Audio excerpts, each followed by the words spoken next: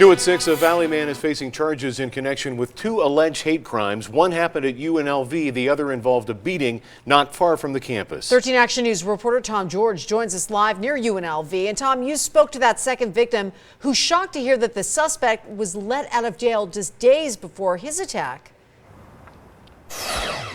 Yeah, he was, especially considering how dangerous this ended up being. He said he was going to work. It was dark in this area when he was being followed. He went into this store to try and get away when he was attacked. This is now being considered a hate crime, and it's not the first time. You just don't think that people would do stuff like that, considering how accepting the world is, This man is still shaken up, afraid to show his face because of what police say this man, Gino Flinn, did to him. He says back on March 8th, he was walking to work when a suspicious man followed him and taunted him. Keep walking, I'm not gay or whatever.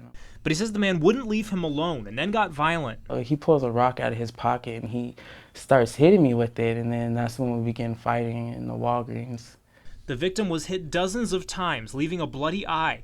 And turns out Gino Flinn was the same suspect in another hate crime, that time on UNLV's campus. Started to choke him and then picked him up by his neck and slammed him to the ground. He was arrested and later let out on a $10,000 bond just days before the second attack. He was let out and it happened to me again, so, he needs, he hasn't really learned his lessons. Now that he's been arrested again, they hope this time he won't be let out. And the victim and his husband of 6 years have this message for the man now accused in a pattern of hate. And I hope that every day spent in jail, you understand that this world's not going to change. We're all going to be here. Regardless of who likes who and who does what, we all have to live at the end of the day.